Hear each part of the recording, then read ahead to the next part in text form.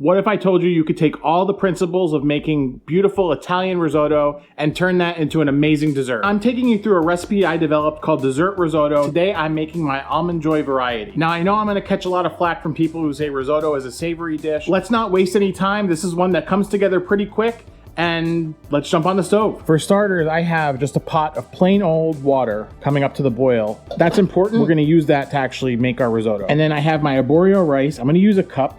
This is gonna make between 3 and 4 servings. So 1 cup of rice, figure about a 1/4 cup per serving, 1/4 to 1/3 of a cup. And then a little bit of olive oil. Gonna go right into a pan with about, I would say about a tablespoon of olive oil. The water's just about to come up to a boil. I got one step I gotta do before that anyway. Gonna take my arborio rice, and we have a pot heating over medium. I'm gonna turn that down to medium low right now. You wanna toast up your rice. Now normally we'd have a little bit of sauteed onion in here, but we're making a sweet version today, not a savory version. It's important, even though it's dessert, pinch of salt. That's gonna help bring out some of those sweet flavors that we're putting in this. And now you wanna toast up your rice. Get it nice and coated in the olive oil. Get the rice nice and toasted. This is gonna help develop some flavor and actually help to bring out some of the starch in the rice. You don't wanna like over toast it though, because so when it starts to smell a little bit nutty, that's when you're gonna cool it down with the water a little bit and let the rice start soaking some of this water up. Now the key to this technique is basically exactly the same as you're making savory risotto. So we're gonna take a ladle full of water, and you see that? And just incorporate that in. Now my heat is medium low on this, and I'm just gonna keep doing that transfer. At the beginning, you can do it, you can add kind of a lot of water, and when you get toward the end, and I'll show you how you know that that's the case, you can add a little bit less. So just keep stirring. You can see the starch is just starting to come out, and you know what? I'm actually gonna turn the heat down even lower. So I'm at almost low on my burner.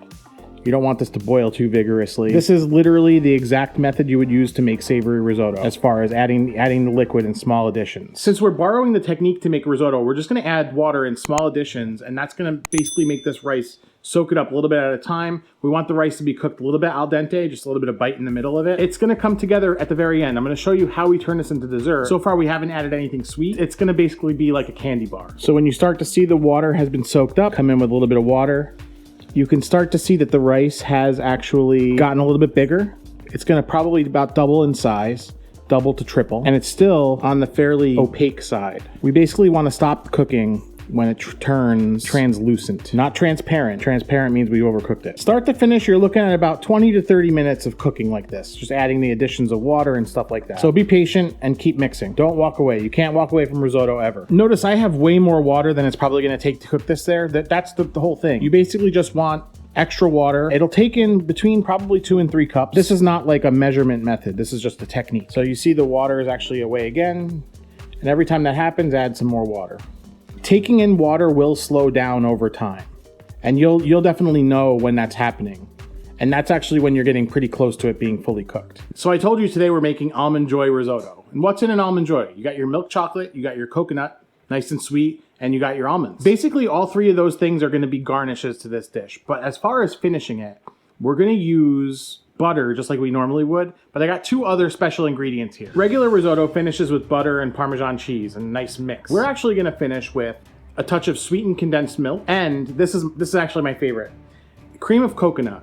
Now this is the same cream of coconut that you would use to make a pina colada, but you could actually use coconut cream. That's just gonna be less sweet. You might wanna add a little bit of sugar if you do that. These coconut products are kind of hard to discern between themselves, but when you're looking for this, it'll be either in the Goya aisle or in the cocktail aisle. And you're looking for cream of coconut. Now, before you bash me for being an Italian and adding these unorthodox things to risotto, I took this inspiration. I thought about it one day. I was developing a cooking class for risotto. Risotto to me is such a basic recipe that I wanted to deliver a little bit more value. So I came up with this, and the inspiration actually came from Indian kheer, which actually uses some sweetened condensed milk sometimes in the recipes.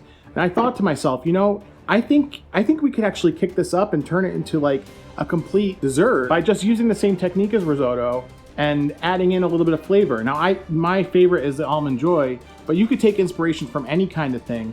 You could throw in some like Rice Krispies and marshmallows and do like a Rice Krispie treat risotto. There's all different ways you can go. Now, if you get a look in here, our rice has grown quite a bit. It's still not fully cooked. And really the only way you'll know if it's fully cooked or not is by tasting it. But I know it's not fully cooked because it's only been about 10 minutes, 12 minutes. I'm gonna add smaller amounts of water. What I don't want is an excess of water here.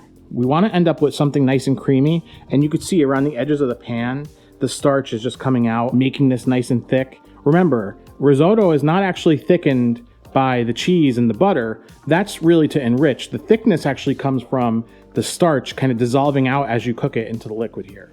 So the same thing kind of applies to this technique, but I could tell you we're almost done. It's taking a lot more time to actually absorb the water. So just be patient, keep stirring. The contact with the pan is actually what's cooking the rice. So by moving it a lot, you're actually making it cook more uniformly. I just had it, I think, my last addition of water, and you could see it's starting to stick at the bottom. The pools of liquid on top are really, really starchy. So just make sure you keep stirring at this point. We are almost done. And you can see how much that rice grew. It's at least triple the size. Now you see here, you want it to be nice and runny. When it just starts to fill in that gap, but you run a spoon in there, that's when it's finished. Yummy. All right, that's where I'm stopping it. So heat off the burner.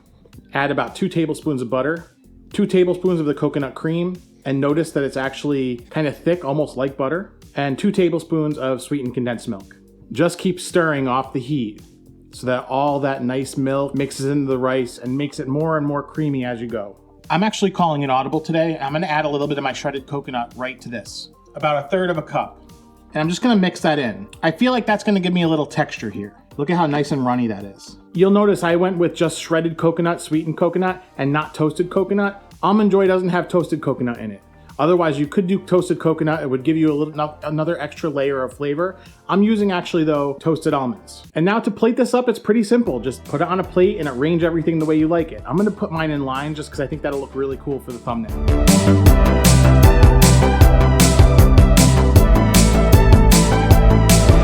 Today I have an extra special taste tester for you. It's my little boy Noah. Noah, what we have here is Almond Joy rice pudding, made risotto style. Do you want to try it? Go ahead, give it a try. Ooh, what do you got there? What is that? Chocolate. Did you try the rice yet? We just go all in. I'm gonna try a little bit. I'm gonna get some of everything. I got some of that risotto rice pudding. I got some chocolate. I got a little bit of almond. You add that coconut cream and it completely transforms this basically from what you would expect from risotto into like rice pudding and brings you right into that kind of like Middle Eastern style rice pudding. You could let this cool down and actually eat it cold too. But like that mix of flavors and you got the texture from the almonds, so good. What do you think, Noah? But if you want to do a Mounds version, dark chocolate, same coconut, no nuts, just like Mounds. As always, if you've enjoyed this video, hit like on it and remember to subscribe if you haven't. If you want the full details and proportions for this recipe, it's available over at my Buy Me a Coffee site, linked in the description. And if you like this recipe, I have more free stuff in this playlist right here. Click into that and you'll have some more recipe ideas. Yummy!